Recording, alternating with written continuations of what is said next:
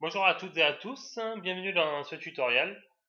Donc dans ce tuto, on va commencer avec ZBrush et donc vraiment en débutant à partir de zéro, à partir de rien. Donc dans la première partie, j'ai fait une vidéo qui dure 1 heure et demie où je vous présente les divers outils qu'on va utiliser le long de la deuxième partie en fait. Et je vous présente l'interface de ZBrush un petit peu, je vous explique comment c'est, je vous montre les outils qu'on va travailler. Donc j'ai pris le parti de pas tout vous montrer parce que de toute façon ça serait pas possible de tout vous montrer comme ça. Deuxièmement, même moi, il y a beaucoup d'outils que je connais pas, que j'ai jamais utilisé ou que j'ai utilisé que très rarement, donc que je suis pas expérimenté non plus. Et que d'ailleurs pour de la modélisation organique, il n'y a pas besoin. Donc il y a vraiment des outils très particuliers. Donc j'ai pris le parti de vous montrer que quelques outils et d'essayer de les approfondir sérieusement. Donc dans la première partie, on en parle de manière théorique, je vous explique un peu ce que ça fait, je vous fais des petites démonstrations en prenant une sphère ou quelque chose rapidement. Donc je vous montre dans cette partie les quelques brushes de base que va utiliser, la clé build up, la standard, la move, enfin voilà, donc en moyenne peut-être 7-8 brushes différentes. Je vous parle un petit peu de l'interface, des divers boutons, comment faire donc de la 3D et de la sculpture avec ZBrush. Et dans la deuxième partie, donc du coup qui dure 2 heures et quart, un truc comme ça, que j'ai découpé en plusieurs petites parties, d'ailleurs, enfin en 5 parties je crois.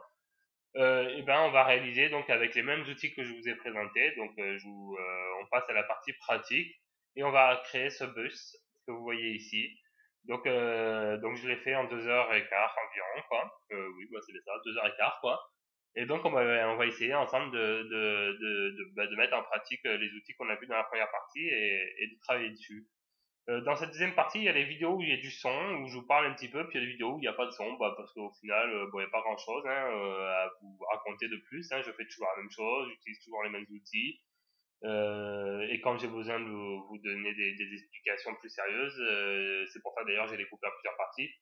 J'ai fait des parties avec du son pour vous expliquer des outils au cas où on les a pas vus assez profondément dans la théorie, quoi.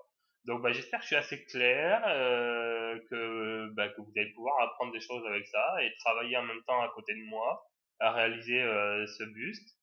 Donc bon, c'est réaliser un buste, c'est quelque chose d'assez subjectif, hein, donc moi j'ai mes propres références. Je vous conseille d'avoir un livre d'anatomie à côté, des références que vous trouvez sur le web, des photos, etc. Tout ce que vous voulez, que ça soit à côté sur un livre ou sur un écran. Moi je travaille avec, hein, il n'y a pas un moment où j'ai pas mon livre est juste à côté de moi de toute façon, quoi.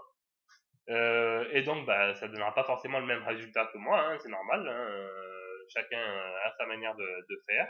Mais bon, j'espère que surtout l'objectif c'est que vous arrivez à maîtriser les outils de ZBrush. Donc maîtriser, pour être clair, il va falloir passer un peu plus que 2 heures pour vraiment maîtriser les outils de base, quoi. Mais déjà c'est un premier aperçu. En tout cas, j'espère que ça va vous être utile, quoi. Donc voilà, je m'arrête là. Et j'espère que vous avez apprécié ce tutoriel. N'hésitez pas à me laisser des commentaires et commentaires et critiques. Et puis, à une prochaine dans un nouveau tutoriel. Ah oui, si je voulais dire aussi que donc dans cette première partie, j'ai montré les outils d'anatomie, enfin les outils de géométrie organique, on va dire. Et dans une deuxième partie, donc je vais faire un tutoriel sur le hard surface. Enfin bref, le but du jeu, c'est de faire des petites vidéos pareilles, théoriques et pratiques, qui va suivre soit ce bus, là je pense essayer de continuer à travailler avec ce bus pour faire du hard surface, trouver de nouveaux outils intéressants, faire du rendu, du texturing et tout ça. Donc je vais essayer de faire un tutoriel qui soit évolutif et qui va se trouver en plusieurs parties, où vous allez pouvoir voir divers outils, donc toujours pareil en montrant que quelques outils et vraiment les approfondir sérieusement. Donc voilà. Merci, à bientôt.